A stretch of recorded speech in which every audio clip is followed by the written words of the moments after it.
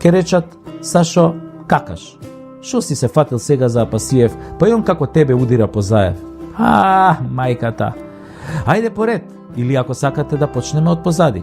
Апасиев беше во шарена револуција позната како платена револуција, која нели боеше, уриваше и палеше за да Зоќе Заев дојде на власт, за да ја смени името и да ни ги направи сите овие несреќи, и тие не се бореа за да падне Никола Груевски. Јас еве да кажеме се борев за тоа, а Апасиев се бореше заедно со сите тие левичари и платеници за да дојде СДС на власт. Затоа сега неговите компањони никаде ги нема, затоа сега не го гушкаат ГТЦ, не дигаат глас кога Шилегов и ној Српче и секоја пола град, не гушкаат паркчиња веќе.